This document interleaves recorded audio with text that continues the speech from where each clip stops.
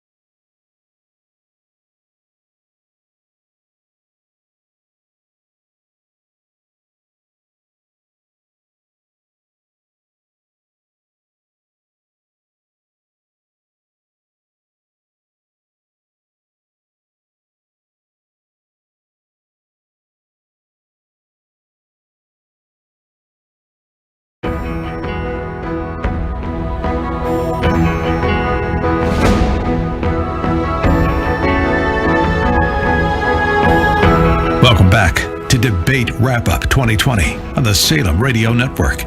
Here again is Hugh Hewitt. Welcome back, everyone. I'm Ed Morrissey of HotAir.com. Hugh has stepped away for just a moment. Joining us now, my friend and town hall colleague, Kurt Schlichter, here to talk about his reaction to tonight's debate. Very quickly, Kurt, give me a brief description, because I got to go to what I think is the most meaningful moment of this debate. But what did you think overall? Well, first of all, my props to Hugh Hewitt for stepping away when Schlichter comes on. Talk about dodging a hand grenade. I'm a sucker, man. I'm telling you, I didn't know to get out of the way of that missile. But yeah, he's like totally like, hey Ed, handle this next call. Zoop. Look, I thought Biden did. Let's start with the procedure stuff, because of course we're all pundits and that's what we care about. I thought Kristen Welker was a solid B. I thought she leaned a little against Trump. I thought it was overall the best of the debates in terms of substance. Now, I'm kind of an evil imp, so I kind of like fireworks. There weren't a lot of them, but I think there were some revealing things. It's pretty clear the consensus is that Biden was starting to fade at the end, and he got a little incoherent. If that's the best you can do after a lid of 5 days, frankly, you're not ready to be our president. It was the best Donald Trump has looked for a while. I thought he was a little bumpy at the beginning, but boy, he was just delivering body blow after body blow. And as Dwayne pointed out to me in our little talk, he may have just given away Pennsylvania with that. I'm going to move away from fossil fuels. I'm not against fracking. I'm just against fracking. You know, and I think we're going to get Hugh Hewitt back on. Hugh's back with us, and we got Kurt Schlichter on with us. And Hugh, I was just about to throw it to cut number 13. That's what you and I think is the biggest. Did you fire Kurt yet? We can't have Kurt if we don't have an oil industry. I'm afraid we have to cut back. Kurt, you're fired. I got to say that on NBC. I'm so happy. I got to go on there and tell everyone their jobs are gone. That was pretty remarkable. It's like looking at these guys from Pennsylvania, and you got to understand, my family's from Sonora. My family's from Western Pennsylvania, even though I was kicked out because I'm not genuine or honest or nice enough and forced to come to California to be a trial lawyer. But when you tell all these people, hey, you know how you now can support your families and make your dreams come true and take care of your children, and I'm not going to let you do that because of a bunch of Gaia-worshipping pagans living in San Francisco and Manhattan who are obsessed with the weather. I don't think that plays. Let's play that 1 minute clip, and then we'll come back after the break and talk about it, because I think it will define the debate. Go ahead, Dwayne. Beautiful factories that we need to compete with the world. So False. It's all a pipe dream. But you know what we'll do? We're going to have the greatest economy in the world. But if you want to kill the economy, get rid of your oil industry. You want. And what about fracking? All right, let me allow Vice President Biden to respond. I never said I oppose fracking. You said it on tape. I did. Show the tape. Put it on your website. I'll put it on. Put it on the website. The fact of the matter is he's flat lying. Would you rule out banning fracking? I do rule out banning fracking, because the answer we need Up right there. Then he goes on, and I don't know if we've got the oil industry shut down, but it was at the end of that? Was that when it was going to go? Okay, let it play then. Go back there and let fracking. I do rule out banning fracking, because the answer we need other industries to transition to get to ultimately a complete zero emissions by 2025. What I will do with fracking over time is make sure that we can capture the emissions from the fracking. That's not really what I'm looking for. Did you guys hear? I'll ask Ed and Kurt.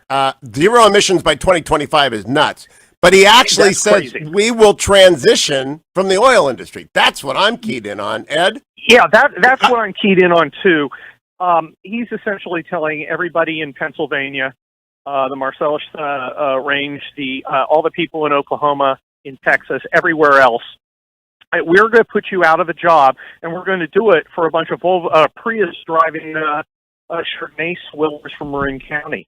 And that cannot play. And here's the thing, Hugh. You know I'm a fan of yours. You know, I listen to your show every day, and I have heard Dwayne's cut, his super cut of "I'm going to ban fracking" 100 times. I can almost repeat it.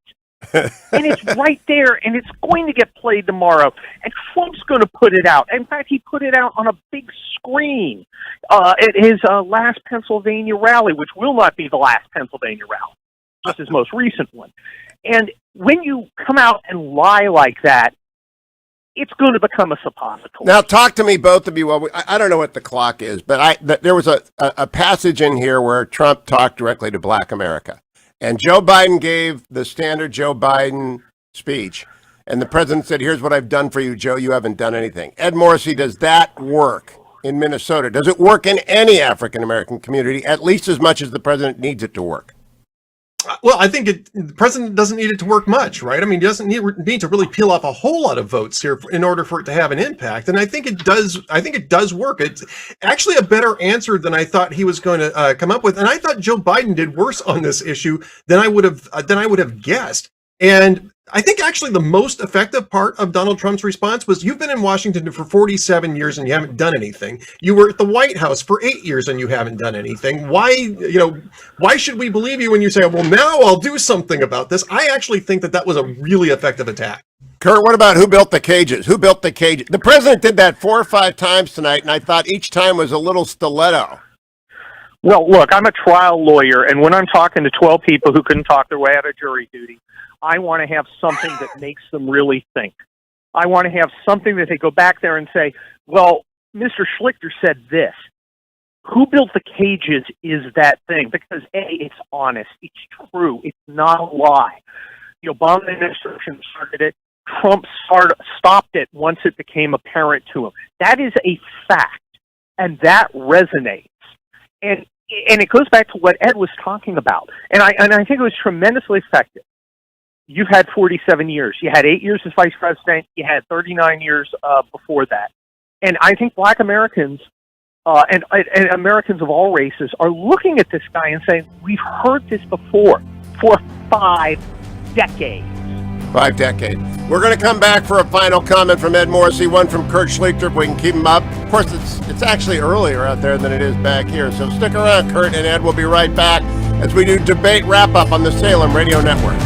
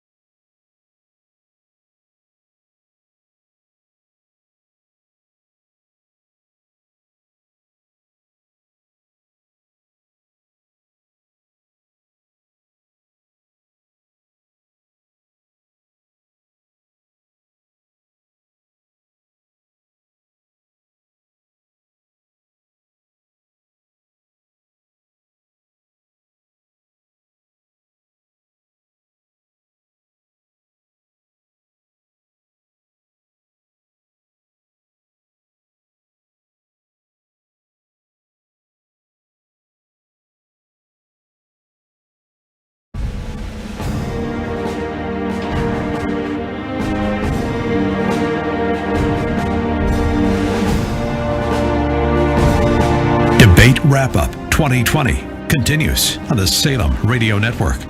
Here again is Hugh Hewitt. Welcome back, America. Joined by Kurt Schlichter in California, Ed Morrissey in Minnesota. We've got the entire continent covered. Gentlemen, we only have 3 minutes to the end, so let me get grades from both of you for both candidates and the moderator. Ed Morrissey, you go first. I think Donald Trump B+, Joe Biden C-, and Kristen Welker, I think about a solid B. Kurt mentioned this when he first came on, and I think I agree with him. Kristen Welker did a pretty good job, actually, tonight. Kurt, your grades? I agree. Well, I agree with Ed Morrissey agreeing with me. Kristen Welker was a solid B. She's not the story tonight, except to the extent that she is not the story. There's a lot of talk about Joe Biden looking bad. I'm not sure I felt that the whole time. I know he stumbled some. I would give him a B, B-.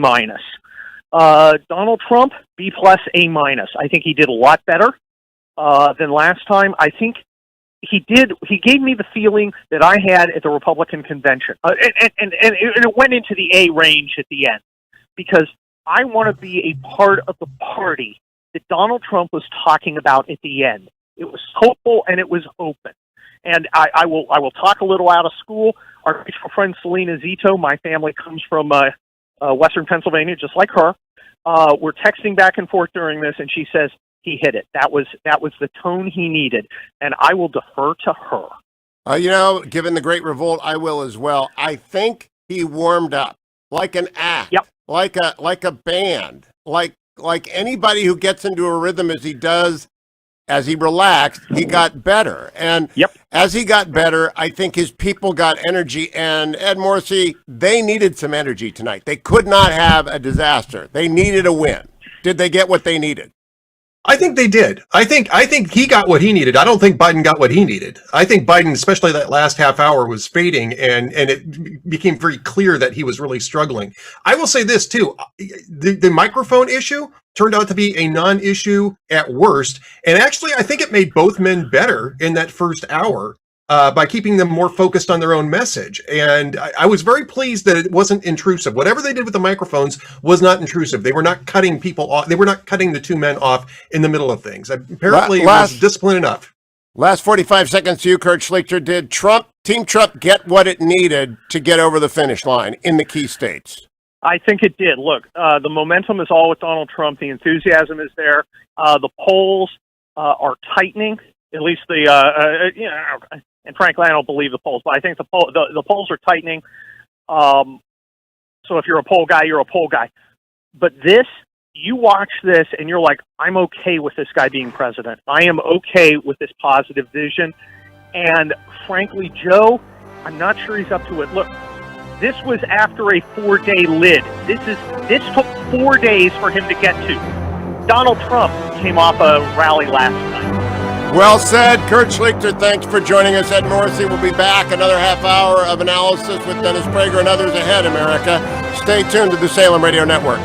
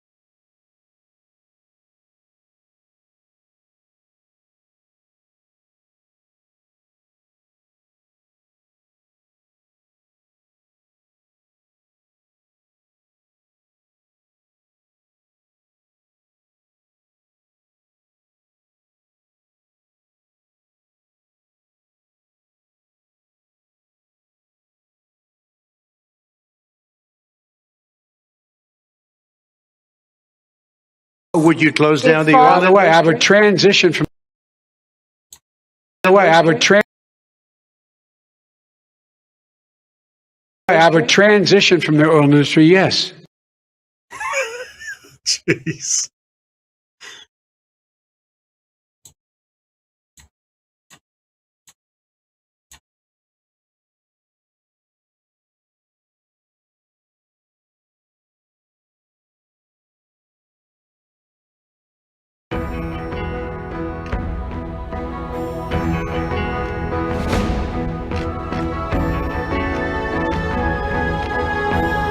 Welcome back to Debate Wrap-Up 2020 on the Salem Radio Network.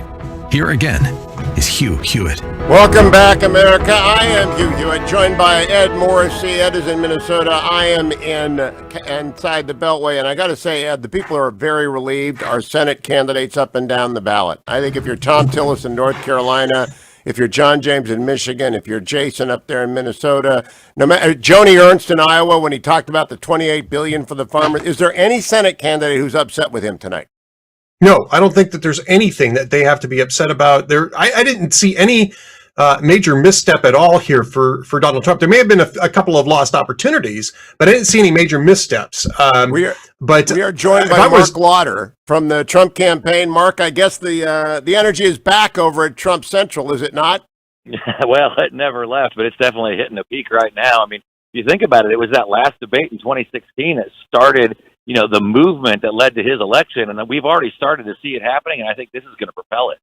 Can I play something for you? And Mark, we're joined by Ed Morrissey up in Minnesota. Let's play the clip that, Dwayne, you got for me on the end of the oil industry in America. I have a transition from the oil industry. Yes. I would have a transition from the oil industry, yes. Mark Lauder, that is the end of the American economy, if people focus on that. I mean, it's really remarkable. I mean, it gives away Pennsylvania. It basically seals the deal, which was already sealed in Texas.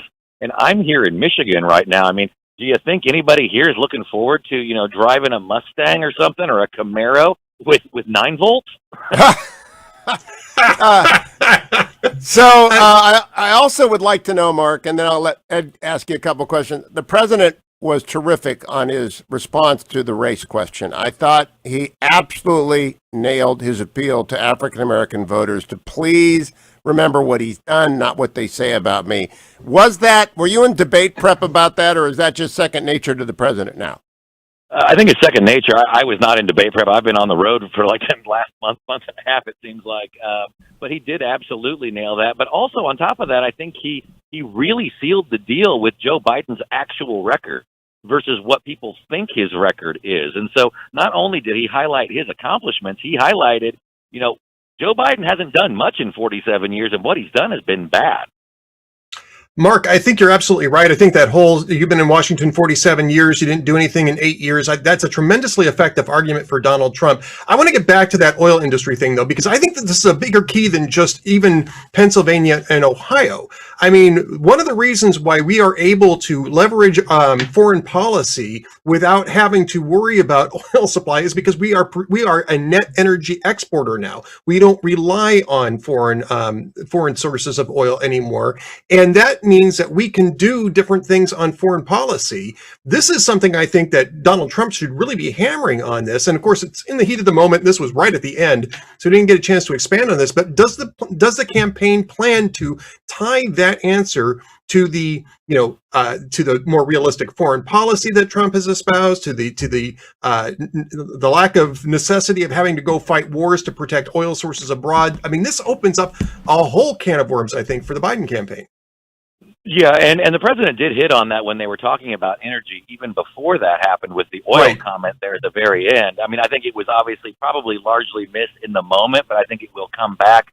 And I think it's very important for folks across America to think that's not just because of energy independence that your gas prices are about $2.50 a gallon rather than over $4 like they were in Obama-Biden years, but it also means we don't have to go to war for oil in the Middle East, and we are less likely to have to be drawn into their conflicts, and so I think there is that broader point to be made. It's just really too bad that we weren't able to talk more about foreign policy, which is what this debate was supposed to be about.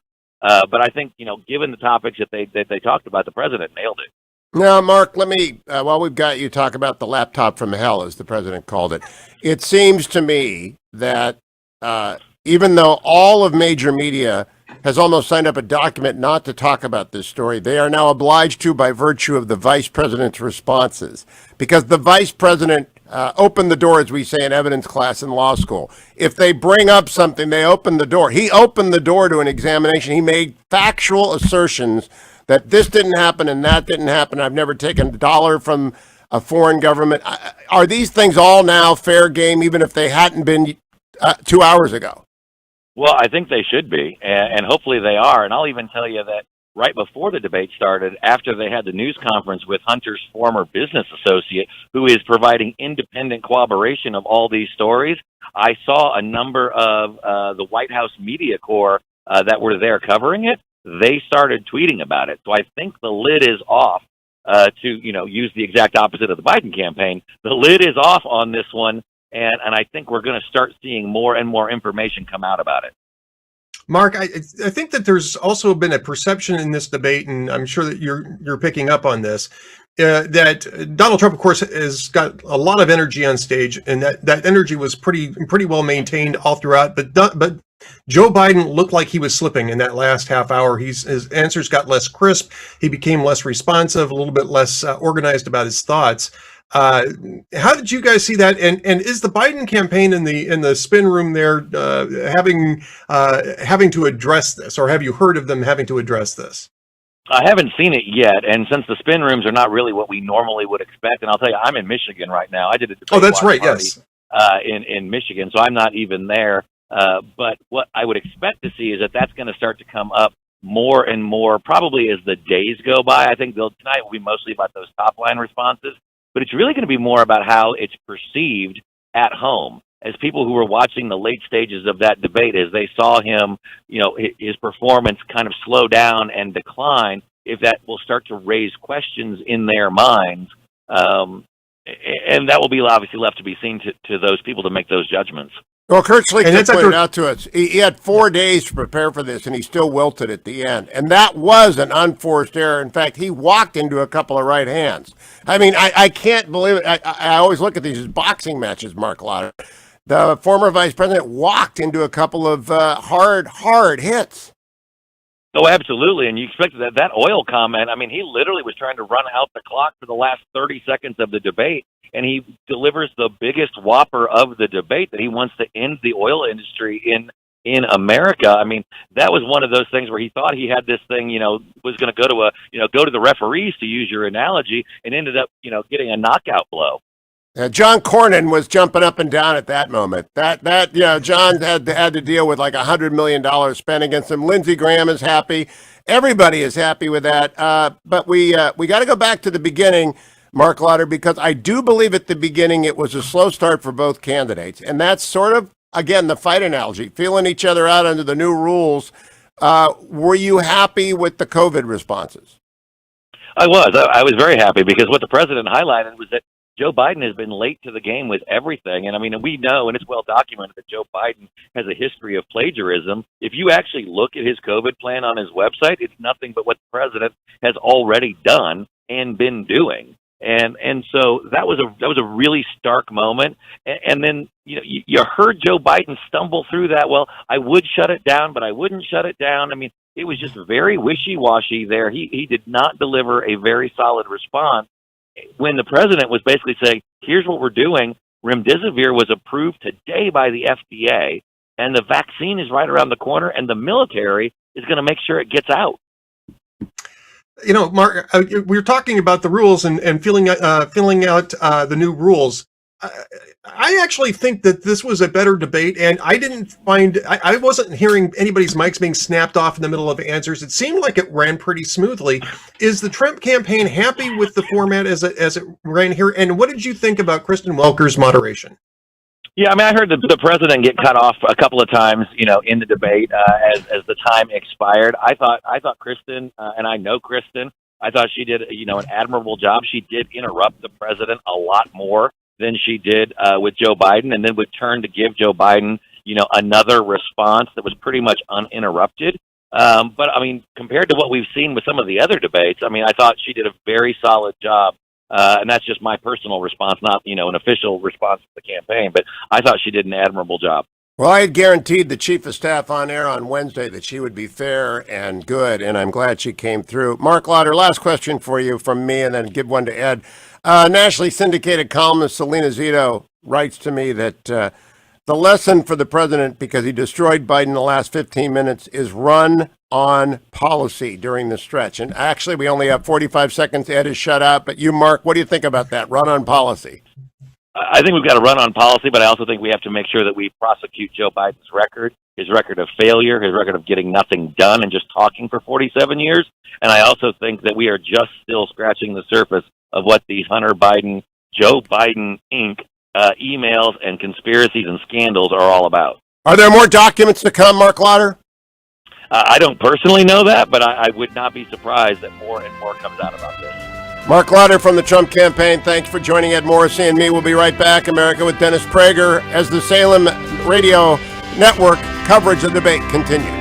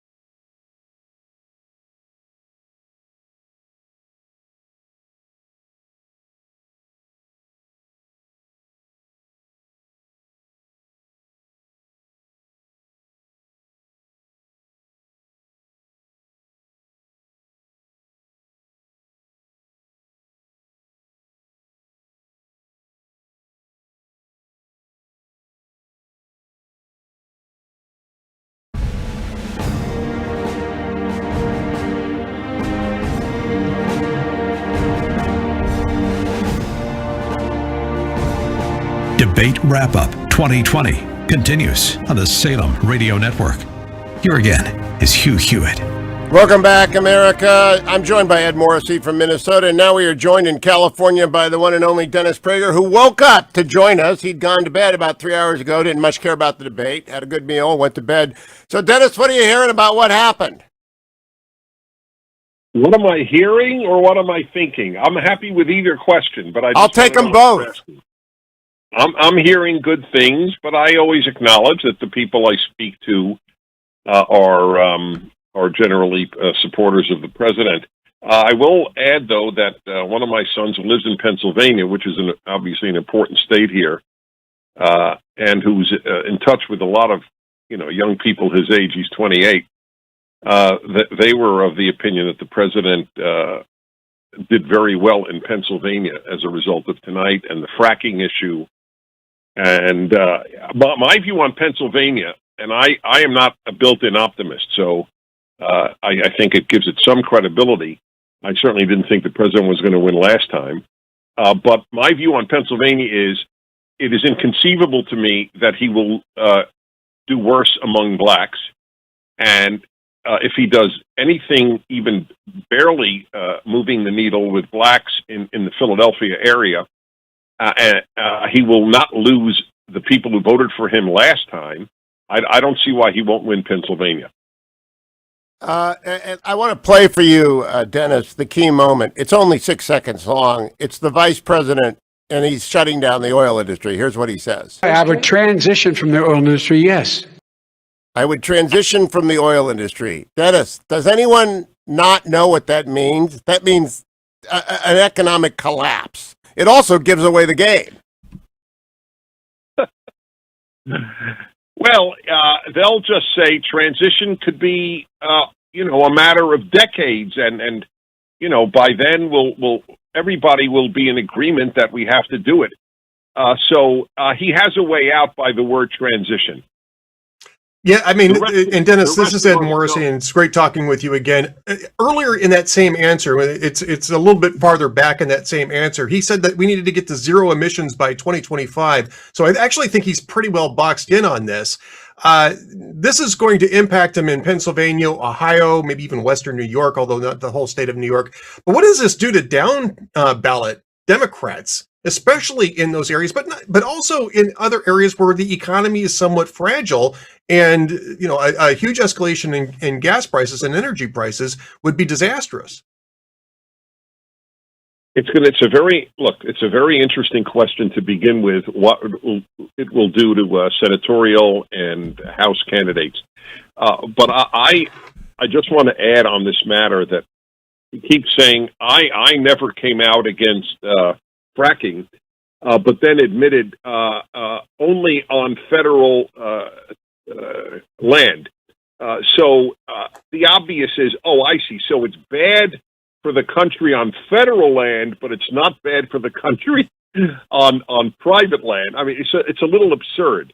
The other one is, so then I wish this would have been a great moment. I think you guys tell me if I'm wrong, and I'm totally okay with being wrong. I just want to know, what if he had said, well, then, so you do, in fact, completely differ with your vice presidential candidate on fracking?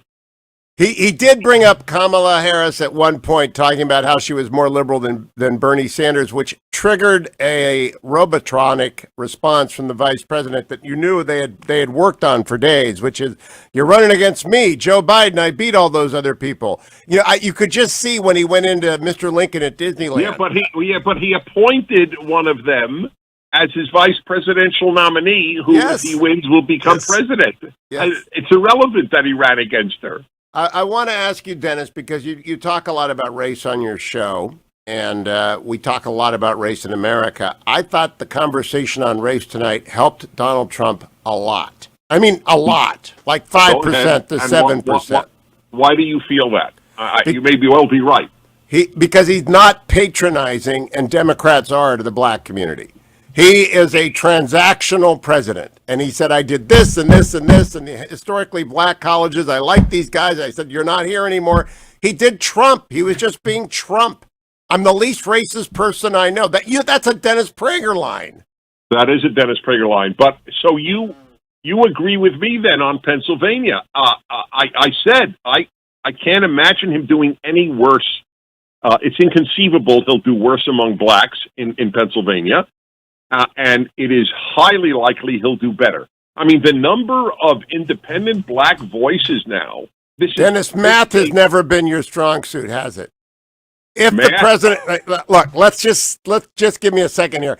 If there were 1 million black voters in 2016, and Donald Trump won 6%, and there are 2 million black voters this time, and he wins 12%, he loses Pennsylvania. You understand how turnout works? Yes. So you think there will be less of a turnout? I think there's going to be a giant turnout in every community across the United States. I think this is going to be. Okay, that's all right. So you're more pessimistic vis-a-vis the black vote in Pennsylvania. Yes, but I'm optimistic about Pennsylvania because I think every single person who lives near my hometown, 7 miles from the border of Pennsylvania, they're getting in their trucks and they're putting on their Steelers jackets and they're going to vote. And they're going to vote for Donald Trump.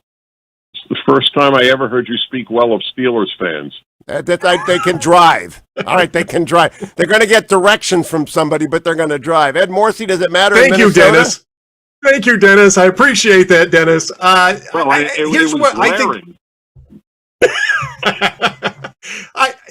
I think that the best part of that argument, though, still was you were in Washington for 47 years and you were in the White House for 8 years and you're still talking about this problem. You haven't done anything about it. Here is what I have done. It's not just the transactional part. I think it's the argument that Joe Biden is a barnacle in the Beltway and he's been there for 50 years and done nothing. I actually think that that is an argument that will really resonate with the black community. So is it still all about Donald Trump? At the end of the campaign, the debates are behind us, the conventions are behind us, the primaries are behind us, the COVID is in front of us, aside of us, atop us, below it, it's everywhere. Is it all about Donald Trump, Dennis Prager? That was my thinking. I think, though, to their misfortune, that is there being the Democrats, it's now about Biden as well and about Harris as well. So that's not good for them. There is nothing appealing about Joe Biden. I never thought he was a crook.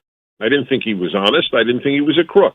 I now think he is among the biggest crooks to have ever served the role of vice president in American history. Really?